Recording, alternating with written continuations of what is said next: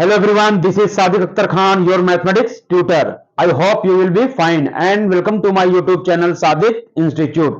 आज मैं आपको क्वेश्चन सोल्व करके बताऊंगा। क्लास 9th के एनसीईआरटी बुक में अवेलेबल है चैप्टर नंबर 1, जिसको संख्या पद्धति कहते हैं, जो नंबर सिस्टम भी इसको इंग्लिश में कहते हैं। और एक जो क्या दिया हुआ है एक्सरसाइज 1.1, जिसको प्रश्नावली 1.1 भी कहते हैं, जो क्वेश्चन नंबर 1 में दिया हुआ है कि क्या शून्य एक परिमेय संख्या है, क्या इसे आप पी बाई क्यू के रूप में लिख सकते हैं, जहां पी तथा क्यू पूर्णांक है और क्यू बराबर नहीं है 0 के। दूसरा क्वेश्चन है 3 और 4 के बीच 6 परिमेय संख्याएं ज्ञात कीजिए। तो सबसे पहले क्वेश्चन नंबर 1 की ओर ध्यान देंगे, क्या शून्य एक परिमेय संख्या है। तो सबसे पहले जानेंगे परिमेय संख्या है क्या। परिमेय संख्या उसे कहते हैं जो जिसे हम p बटा क्यू के रूप में व्यक्त करते हैं। तो इससे पहले क्या मैंने आपको प्रीवियस क्लास में बताया था संख्या पद्धति के बारे में, टाइप्स ऑफ नंबर सिस्टम के बारे में, तो कितने तरह के संख्या होते हैं उसके बारे में मैंने आपको डिस्कशन किया था। आप इसके बारे में संख्या पद्धति के बारे में पूरा फुल डिस्कशन करना है, फुल स्टडी करना है, तो आप मेरे चैनल पर जाइए, वहां संख्या पद्धति से रिलेटेड का वीडियो अपलोड है, वहां जाकर आप संख्या पद्धति के प्रकार के बारे में जानेंगे और उसके बारे में स्टडी कर सकते हैं डीपली। अब मैं आपको आज पढ़ाऊंगा, आज मैं क्वेश्चन सोल्व करके बताऊंगा क्या शून्य एक परिमेय संख्या है, क्या इसे पी बाई क्यू के रूप में लिख सकते हैं, जहां पी तथा क्यू पूर्णांक है और क्यू नहीं, क्यू क्या है नहीं है बराबर 0 के। तो देखिए क्वेश्चन नंबर 1 को किस तरह सोल्व करेंगे। क्वेश्चन नंबर 1 को सोल्व करने जा रहे हैं। तो क्या बोल रहा है, क्या शून्य एक परिमेय संख्या है। तो हाँ लिखना है, हाँ क्या लिखना है, हाँ शून्य एक, शून्य का मतलब क्या होता है 0। हाँ शून्य एक परिमेय संख्या है, संख्या है। इसे क्या लिखे, क्या इसे आप पी बाई क्यू के रूप में लिख सकते हैं। तो लिख देना है हाँ, इसे क्या लिखेंगे, इसे पी बटा क्यू के रूप में लिख सकते हैं, पी बटा क्यू के रूप में लिख सकते हैं। तो यहां पर उदाहरण के लिए लिख देना है, किस तरह से, उदाहरण के तौर पर लिखना है 0 बटा 1, इस तरह से। एक क्या है, परिमेय संख्या है, एक परिमेय संख्या है। क्या लिखना है, एक परिमेय संख्या है। 0 बटा 1 एक परिमेय संख्या है, क्योंकि देखिए पी बटा क्यू के रूप में हो गया, क्या हो गया, ये पी बटा क्यू के रूप में है। ठीक है, तो इसको लिख देना इसी तरीके से, हाँ शून्य एक परिमेय संख्या, शून्य का मतलब 0 एक परिमेय संख्या, इसे पी बाई क्यू के रूप में लिख सकते हैं। उदाहरण के तौर पर पी बटा क्यू 0 बटा 1 लिख देना है, एक परिमेय संख्या है। ये क्वेश्चन नंबर 1 का सॉल्यूशन हो गया। आपको मैं अब सेकंड नंबर क्वेश्चन बताता हूं, इसे आप नोट कर लीजिएगा। क्वेश्चन नंबर 2 देखिए क्या कह रहा है। क्वेश्चन नंबर 2 को हम ध्यान देते हैं किस तरह से लिख रहे हैं। क्वेश्चन नंबर 2 को ध्यान दीजिए, क्वेश्चन नंबर 2 पर ध्यान देना है। ये क्या है, 3 और 4 के बीच 6 परिमेय संख्याएं ज्ञात कीजिए। 3 और 4 के बीच में क्या करना है, 6 परिमेय संख्या आपको निकालना है। तो किस तरह से लिखना है, तो लिखना है यही 3 और 4 के बीच में लिखना है, हमें क्या लिखना है, 3 और लिखना है 4 के बीच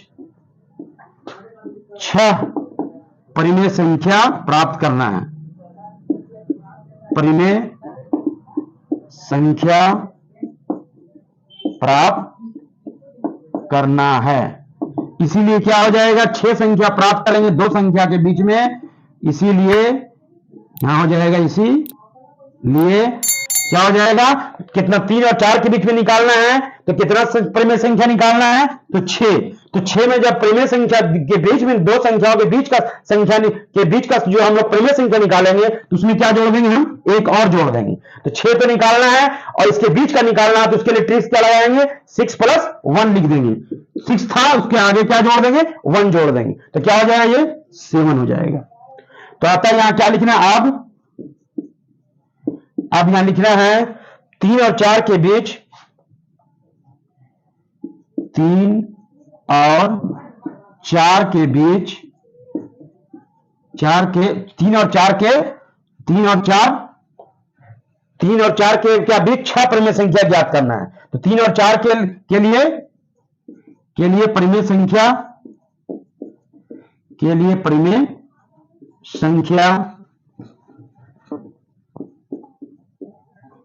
संख्या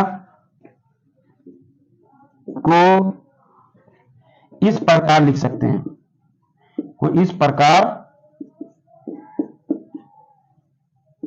इस प्रकार लिख सकते हैं या व्यक्त कर सकते हैं, वही लिखना है। अब 3 और 4 के लिए परिमेय संख्या को क्या लिखना है, इस प्रकार लिख सकते हैं। किस तरह से, तो 3 बटा क्या 3 है, तो 3 बटा क्या लिख देंगे 1, 3 बटा 1, तथा क्या लिखेंगे दूसरा 4 है, तो इसको p बटा q के रूप में लिखना है। 4 बटा क्या लिख देंगे 1। तो 3 और के बीच में 3 को नीचे लिखने 1 लिखने से कोई दिक्कत नहीं होता है। 3 बटा 1 का मान 3 ही होता है और 4 बटा 1 का मान 4 ही होता है। तो यहां तक आप क्लियर हो गए। अब हम क्या निकालेंगे हम लोग, 3 और 4 के बीच 6 परिमेय संख्या। तो यहां लिखना है अब, इसीलिए यहां क्या लिखना है, यहां लिखिए, इसीलिए क्या लिखेंगे 3 और 4 को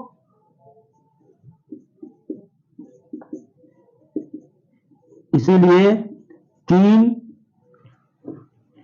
यहां लिखिए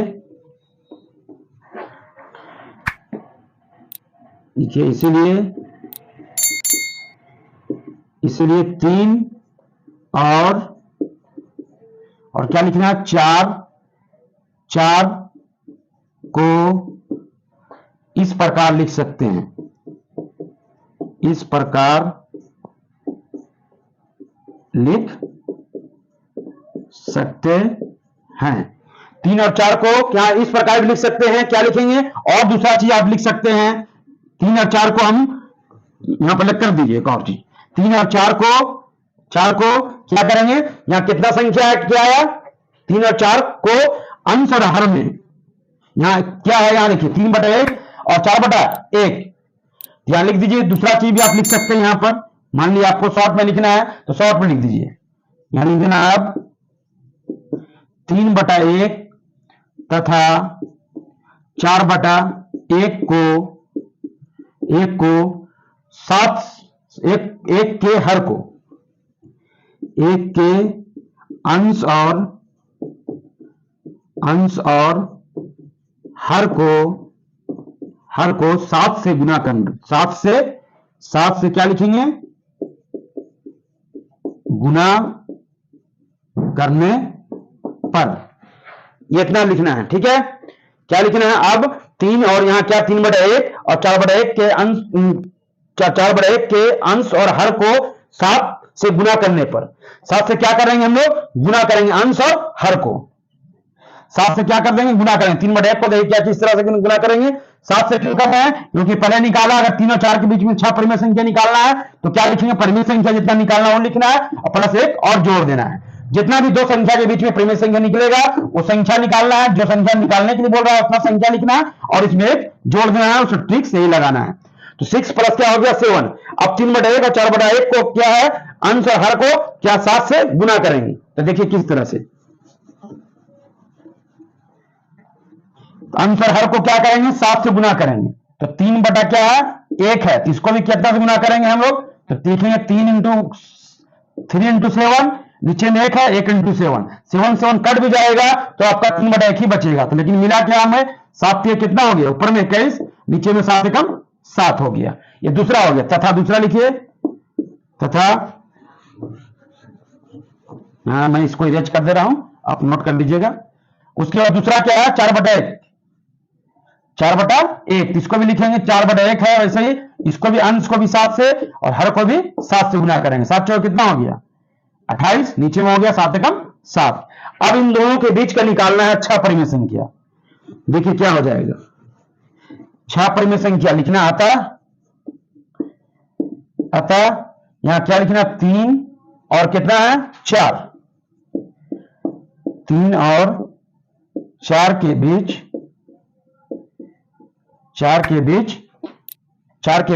6 परिमेय संख्या, 6 परिमेय संख्या लिख सकते हैं,